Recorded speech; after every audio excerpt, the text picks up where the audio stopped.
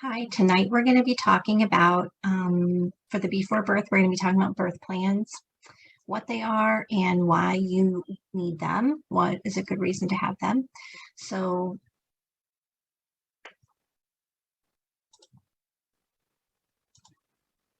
what is a birth plan? A birth plan is a written document that you create, and it's for the care team. So that's either your OB or your family practice doctor, the midwives, the nurse, the doula, whoever will be assisting you. And it reflects what is important to you and what your priorities are and any specific concerns that you have and how you'd like to be cared for.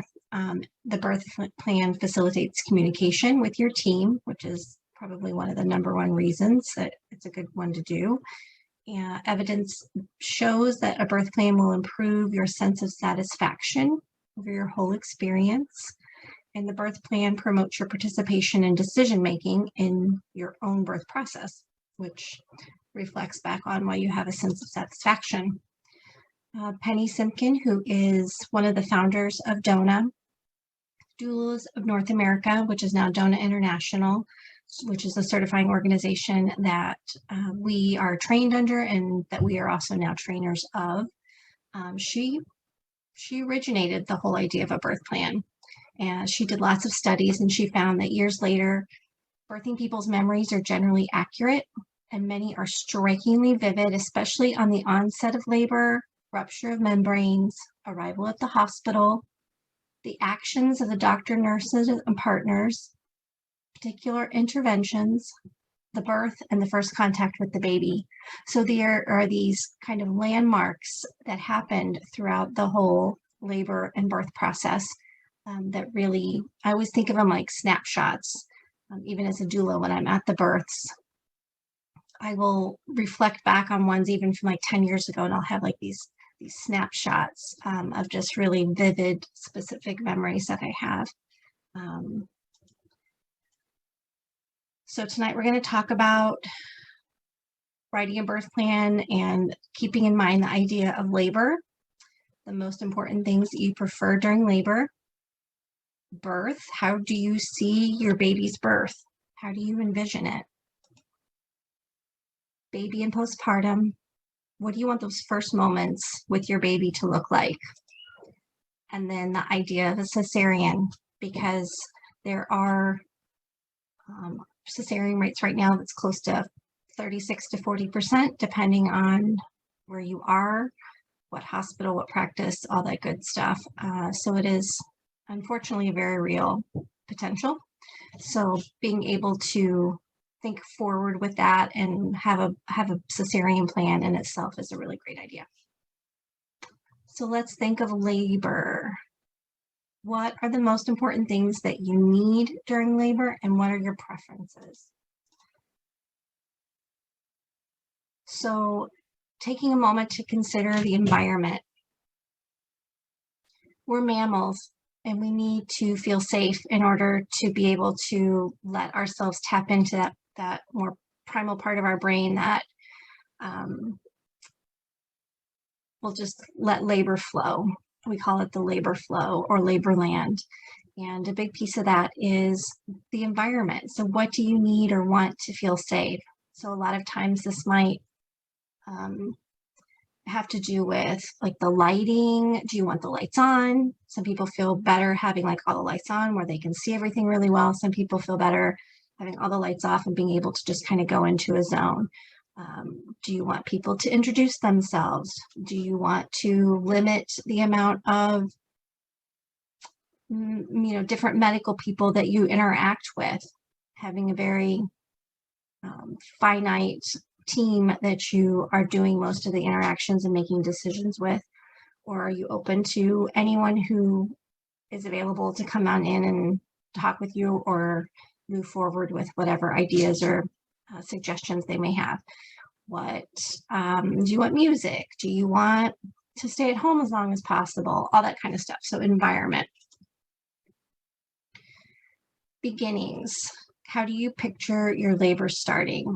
And if induction does become necessary, do you know what your options are? We have a whole other presentation, a whole nother B4Birth specifically on inductions. We also have one on birth environment. So check those out if you haven't had a chance, or if it's not going to be on the upcoming B4Births that we will have before you have your baby.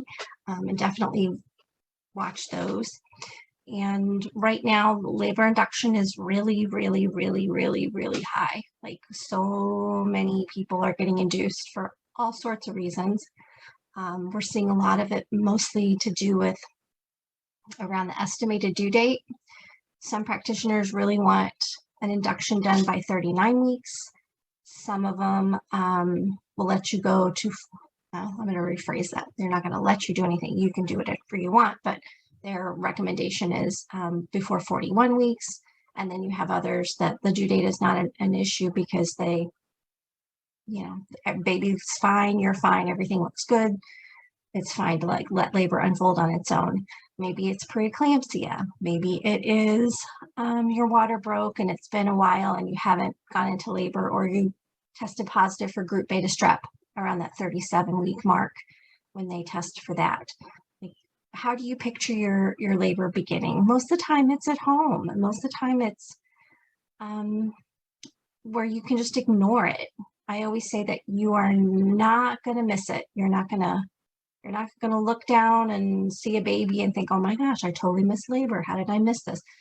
It's going to get your attention when it needs to get your attention. And so that whole early labor, or that first part of labor where, is this labor? Is it not labor? I don't know. Maybe it is, maybe it isn't. And maybe even when you do know it's labor, but you're not like at the point where you need to be at the hospital or feel like you need to be there.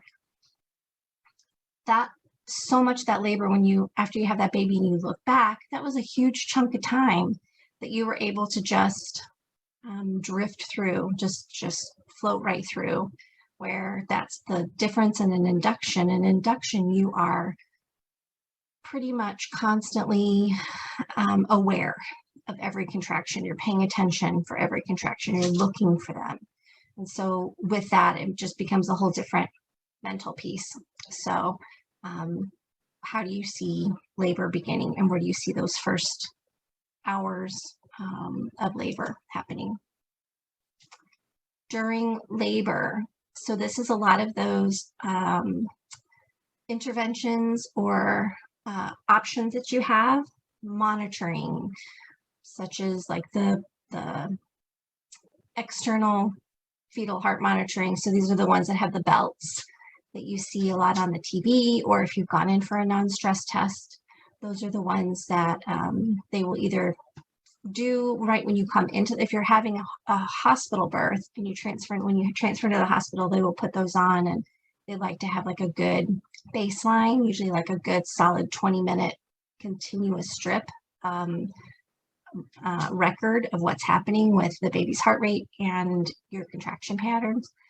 But if everything is going good, and if there's not any other indications that they need to keep a close eye on everything, then a lot of times they will move toward more of a intermittent, where they'll come in and just listen every now and then to baby and just kind of check in and see how things are going. They'll do that more often. If you're not continuously being monitored, they're going to do that more often the farther in labor you get. And sometimes like in the pushing phase, they might even be listening after every push, or maybe even during a push every now and then, just to kind of keep a good eye on baby. Food and drink. We know that the studies show that food and drink is not an issue, and that it should actually, it's more of an issue to not be able to eat or drink in labor. You're running a marathon, you're using a lot of calories.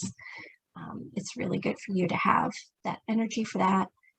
Having an actual, and by IV, it doesn't necessarily mean the IV fluid. It just means that that like hep lock, that saline lock, that port that is usually in your arm or your hand, so that they can hook up the line for IV fluid or whatever they need.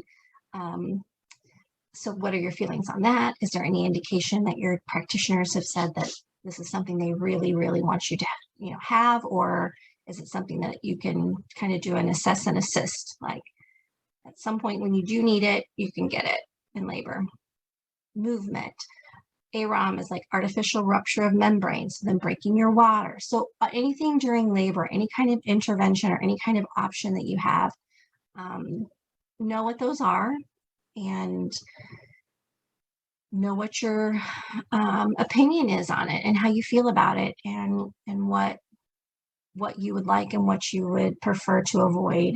And this is where that communication piece, where you're letting your team know so that we can help you advocate for what you're wanting. Pain management. This is anything from obviously epidurals to narcotics, which are IV or intramuscular medication that is given using the tub, or hot packs, or cold washcloths, or your doula. Like, what are the things that you're hoping to avoid again, or hoping to make sure that it's available to you, and know what those are and what you would like us as your team to, how we can support you.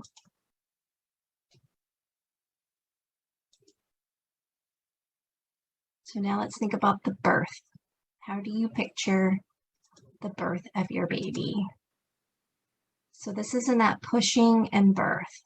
So pushing, do you want it to be spontaneous, to where you are physiologically, your body is pushing? We call it the irresistible urge to push. Your body is just bearing down and you are participating in that. Or do you want more of a directed pushing, where very kind of stereotypical, pull back behind your legs, chin to chest, hold your breath like you're going underwater, count to 10, that kind of thing, like really directed, very instructional kind of pushing? Do you want to do different positions? How do you feel about like assisted delivery, which means forceps or vacuum, or episiotomy, all of that kind of stuff? Like, where are you on the line of these things? And again, how can we support you so that you can have that moment of the birth of your baby? And then the baby, how do you picture these first moments of your baby's life? So that baby and postpartum. So this is usually when we have skin to skin, delaying the cord from being clamped. It's not necessarily the cutting piece, it's the clamping piece, because when they clamp it, that's when it's going to not allow any more transfer between the placenta and the baby. So plenty of information on that if you have any questions. Those newborn procedures, so this is the weighing and the measuring and the vitamin K shot and the ointment in the eyes and the assessing the baby's heart rate and sucking, all those kind of things. Like, how do you want that handled? Do you want that to be delayed as long as possible, or do you want that to be done on you so that you are still having that time with the baby while they are just doing the things that they need to just kind of make sure that the baby's good with, and then delaying those things like the weight? I mean, I will tell you, as a doula, I have left many a birth having no idea what that baby weighed, and I'm there for usually at least a good hour, sometimes a lot, sometimes more. So it's not something that needs to happen really soon. It's fun, it's curious, it's interesting to know what it is, but it's not something that needs to take precedent with that bonding time that you have with your baby. So what do you kind of see as those moments once you have the baby? Also, like, skin to skin doesn't have to be necessarily just with the person that gave birth. That can be with your partner or your support person as well, just like in this picture, which is one of my favorites. So having that opportunity to still have skin to skin, while sometimes if you just gave birth and there's some repairs or some kind of poking and prodding that's going to be happening and it's uncomfortable, or it's kind of hard to focus on the baby, sometimes that's an opportunity either to use the baby as a good distraction, where you're able to really focus on the cuteness that you just gave birth to, or that maybe your partner would have the baby and you're able to do your breathing or whatever you need to do to get through that piece. And then cesarean. there is something called a gentle cesarean or a family-centered cesarean. So there's been big improvements through probably the last, I guess it's probably been the last 10 years or so, maybe a little bit less, moving toward this idea of a more family-centered cesarean. So what is that? They have the ability to let you do skin to skin with the baby pretty immediately. Baby's born, if they'll delay the cord as long as they will be comfortable doing, hopefully at least a minute would be awesome. They will clamp the cord, cut the cord, and then bring the baby around past that sterile field and usually put baby long ways, because you have a drape that comes like right above, like right under your breasts and right above like where your fundus is, like your belly. So you've only got kind of like a little area for that baby to be skin to skin, but they can do that. Having a clear drape. One of the things that we find with our cesarean and VBAC group that we have once a month was the idea that they didn't see their baby born. Like it was just, they went into a room pregnant and then they were handed a baby like an hour later, and I assume it's my baby. Of course they know it's their baby, but at the same time, it's just something psychological about actually watching your baby be born. So they have clear drapes that they would have in place along with the blue or some kind of covering for it. And then during the surgery procedures, that would all still be covered where you don't have like view of that unless maybe you wanted to. And then the moment that they're about to have your baby be born, they would lower that blue drape and you would be able to see through that clear sterile field, see your baby being born. You can still have music.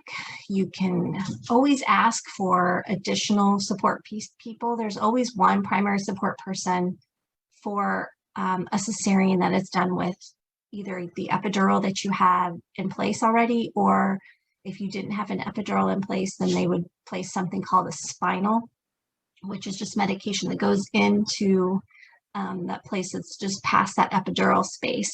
And then the needle comes back out. So there's no continuous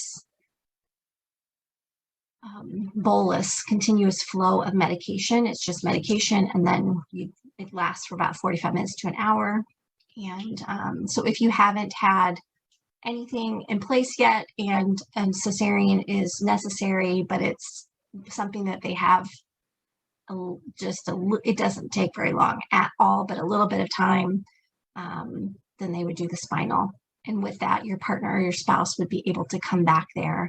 And, it's kind of hit or miss. Some practices and some specific doulas, some situations, doulas are able to go back with you and be there as a support, which is really, honestly, especially as someone who's had a cesarean before, and as someone who's supported several people through a cesarean, having the skin to skin is a new development that really helps with that, because before and kind of depending on the reason for the cesarean, the baby might need to go over and be checked, or be away from you, and usually partner goes with the baby and you're just kind of left there. And it's still the birth of your kid, like this is still happening, and it's still like a time to be supported and to still be present. So a doula would really help in that moment. We can sometimes help to advocate or explain things that are happening, or help you to ask good questions or whatever, just helping you to stay calm, just depending on however, just like with anything else as a doula, like whatever we can help with is what we want to do. And a lot of it depends on just you advocating very strongly. We've had several planned cesareans for whatever reason, that the cesarean wasn't the best choice to happen, and not having labor, and making those arrangements ahead of time that they're able to really already have in place. The doula is able to be in there with you. So we would love to be in there with you if this is the situation. If you would like, and it's possible, you can always have everyone in the room introduce themselves. We're so used to seeing people in masks now. It's not such a weird thing. Before, like, that was like everybody was just coming in with their full face all the time. And then like you're in the OR and all you're seeing are these eyes because everybody has masks on. So even people that maybe your care practitioner or the nurse that you've been working with, I mean, they would look completely different and just kind of being reacquainted. But now we're getting pretty familiar with how to identify people with just their eyes. But if that's something that's important to you, asking for that. Again, asking me potentially for that delay cord clamping. If the gender of the baby was going to be a surprise that you plan to have announced, not having that done until you are the one to meet that baby and find out on your own. And you can still ask for those newborn procedures to be delayed until you're into that, the PICU or the post-operative care unit, or PACU. And as a doula, another thing we love to do is take pictures and capture those moments.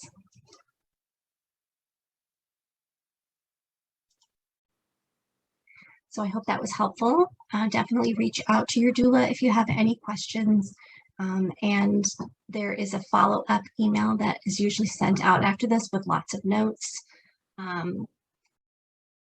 So let your doula know if you've watched this and you would like that email ahead of time if you're not able to be a part of the schedule that we're having of when this would fall for birth plans.